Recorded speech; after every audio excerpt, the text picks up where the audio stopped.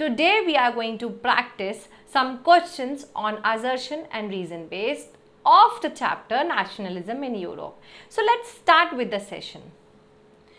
Children, the first question comes here is Italy was divided into 7 states of which only one was ruled by an Italian princely house. तो assertion statement हमें individually पहले क्या करना है, statement को पढ़ना है और स्टेटमेंट को पढ़ के ये पता लगाना है कि ये ट्रू है या फॉल्स है. So children, what does it से? हमने अपने चैप्टर में पढ़ा है that Italy was divided into 7 states. Yes, it is exactly true. It was divided into 7 states. जिसमें से एक जगह आपका कौन रूल करता था? प्रिंसली हाउस, प्रिंस वहां पर रूल करते थे. अब सेकेंड पॉइंट पर आते हैं, दैट इज रीजन. अब रीजन को भी हम इंडिविजुअली देखेंगे. The north was under the domination of the bourbon Kings of Spain. अब इंडिविजुअली आप इस रीजन को देखें कि ये ट्रू है या फॉल्स है. तो पहले तो ये क्या हो गया, फॉल्स हो गया. तो चिल्ड्रन, आंसर तो यही निकल के आ गया कि पहला स्टेटमेंट जो असर्शन है वो ट्रू है, but the R is false. उसको असर्शन से तो कनेक्ट कर ही नहीं सकते. So the answer is assertion is true but reason is false. Now let's move on to the another question. Next question says that the assertion 1830s were years of great economic hardship in Europe. Yes, we studied in the chapter कि जो 1830s का जो period था that was the year of economic hardship. बहुत ज़्यादा economic problem आ गई थी, population बढ़ रही थी, खाने को था नहीं, प्राइसेस हाई हो रहे थे. तो इकोनॉमी जो थी उस समय बड़ी डगमगाई हुई थी यूरोप में 1830s में. तो असर्शन जो है वो इंडिविजुअली हमने देखा, इट इज ट्रू. तो अभी यहाँ हमारा एक पॉइंट तो बिल्कुल कंफर्म हो गया दैट आर इज ट्रू. तो अब हम ये देखेंगे कहाँ कहाँ लिखा हुआ है कि आर जो है वो ट्रू है. तो आर ट्रू आपका ए में भी लिखा हुआ है, बी में भी लिखा हुआ है एंड सी में भी लिखा हुआ है. इट मीन्स डी ऑप्शन तो गया. अब हम देखते हैं रीजन. रीजन आप इंडिविजुअली देखें ये सही है या गलत है. National assembly proclaimed a republic. ठीक है, ये तो बिल्कुल करेक्ट है. हमारे चैप्टर में हमने पढ़ा है कि जो नेशनल असेंबली थी उन्होंने रिपब्लिक को प्रोक्लेम्ड कर दिया. Granted suffrage to all adult males. बिल्कुल 21 ईयर जितने भी मेल्स थे उन सबको क्या कर दिया था, suffrage means right to vote, उसका राइट्स दे दिए थे. And guaranteed the right to work. तो चलो रीजन भी इंडिविजुअली देखिए, that is correct. It means हमारे पास दो चीजें निकल कर आ गई कि ए भी ट्रू है, आर भी ट्रू है. अगर आपको चेक करना है तो इन दोनों सेंटेंसेस के बीच में आप बिकॉज लगा के देखें. तो the 1830s were years of great economic hardship in Europe because National Assembly proclaimed a republic, granted suffrage to all adult males above 21. No, not at all. आप देखें इन दोनों का कोई कनेक्शन ही नहीं बन रहा. जो ऊपर असर्शन दे रखा है, स्टेटमेंट दे रखा है, क्या उसका रीजन नीचे वाला सेंटेंस है? बिल्कुल नहीं. तो the right answer is both A and R R true but R is not the correct explanation of A. So you have got the right answer. Both A and R are true, but R is not the correct explanation of A. Now let's move on to the third question. What does it say? Third question. Language too played an important role in developing nationalist sentiments. Is it true or false? Individually. So children, that is absolutely true कि language ने भी हमारे nationalism की feelings को develop करने के लिए बहुत इंपॉर्टेंट रोल प्ले किया था. तो इससे हमारे को ये तो क्लियर हो गया कि असर्शन क्या है, ट्रू है. Now come to the reason. After Russian occupation, the Polish language was welcomed in schools and the Russian language was forced out. अब children हमको individually reason देखना है, is it true or false? तो individually sentence क्या कहता है कि Russian occupation के बाद पॉलिश को वेलकम किया गया इन स्कूल्स एंड रशियन लैंग्वेज को फोर्स्ड आउट कर दिया गया।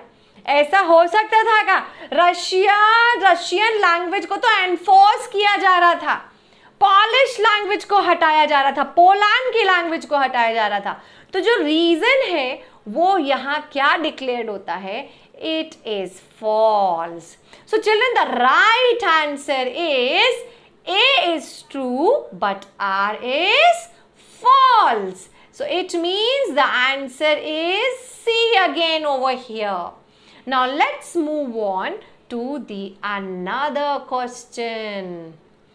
So children, अभी हमने 3 क्वेश्चंस जो सॉल्व कर लिए, उनसे आपको ये तो पता चल गया होगा कि असर्शन और रीजन सॉल्व करते वक्त हमको बहुत कूल एंड काम रहना है। And the most important thing, आपको इंडिविजुअली असर्शन देखना है, इंडिविजुअली रीजन देखना है। So children, let's move on to our fourth question, that is the development of nationalism didn't come about only through wars and territorial expansion. Yes, absolutely correct. कि जो nationalism की feelings आई थी वो अकेला Wars और territorial expansion के through नहीं आई थी। एक्चुअल में रोमांटिसिज्म को याद करो आप, लैंग्वेज एंड कल्चर, 2 एग्जाम्पल को याद करो आप, आपको याद आ जाएगा कि ना केवल वॉर्ड्स और टेरिटोरियल मींस रीजन एक्सपेंशन से आपका नेशनलिज्म आई थी, बल्कि कल्चर और लैंग्वेज ने भी रोल प्ले किया था। Culture and language too played the important role in developing the feelings of nationalism. Now let's come to the reason. अभी तो असर्शन हमारा ट्रू हो गया, रीजन क्या कहता है? Culture played an important role in creating the idea of the nation. Art and poetry, stories and music help express and shape nationalist feelings. Absolutely correct. Individually देखिए, individual reason देखेंगे तो ये बिल्कुल करेक्ट है कि कल्चर ने भी बहुत इंपॉर्टेंट रोल प्ले किया है एक नेशनलिज्म की फीलिंग्स लाने के लिए through art, poetry, stories, music, सारी तरीकों से। तो चिल्ड्रन, क्या है ये? It is true. अभी क्या निकल के आता है? क्या ऊपर वाले असर्शन का रीजन जो है वो करेक्ट एक्सप्लेनेशन है? Just take 10 seconds and let me know. Is it true or false? So children, the answer is both A and R are true and R is the correct explanation. Now let's move on to our next question, the last question of today's session. During the years following 1818, the fear of repression drove many liberals nationalists underground. 1818 की बात करें तो जो repression का डर था, दबाव का डर था, उसकी वजह से क्या लिबरल्स आगे नहीं आए?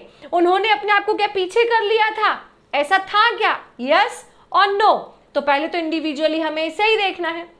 Now the reason says secret societies sprang up मतलब ऊपर उठकर आई in many European states to train revolutionaries and spread the ideas. So children, you get 10 seconds to solve this answer. Assertion, पहले तो इंडिविजुअली ये देखिए, assertion is true or false. So children, assertion यहाँ जो कहता है that is absolutely false. False क्यों है? क्योंकि लिबरल तो कभी अंडरग्राउंड हुए ही नहीं, लिबरल्स तो कभी पीछे हटे ही नहीं। लिबरल्स ने तो हमेशा कोशिश की है कि चेंजेस आए सोसाइटी में। वो तो नेशनलिस्ट, लिबरल नेशनलिस्ट निकल के सामने आए थे, रेवोल्यूशनरीज थे वो एक तरफ से देखा जाए तो चिल्ड्रन ये तो बिल्कुल पूरी तरीके से फॉल्स हो गया। आप इंडिविजुअली रीजन देखिए, तो रीजन जो है वो ट्रू है, that is true. Secret societies बनने लगी थी, जैसे गुज़िब मजीने ने भी बनाई थी। तो ऐसे सीक्रेट सोसाइटीज क्यों बन रही थी? In order to spread the idea of nationalism. तो चिल्ड्रन जो हमारा आर है वो ट्रू है और जो ए है वो false है. Now what is the answer over here? The answer is D. A is false but R is true. So children, this is all about the today's session. हमने यहाँ देखा कि हमको assertion और reason based question answers कैसे solve करना है. So children, ऐसे ही sessions मैम लेकर आती रहेगी बहुत जल्द. अब आपके MCQ questions पे भी लेकर आऊँगी मैं chapter wise. So stay tuned to my channel and please do subscribe it. Bye learners, take care.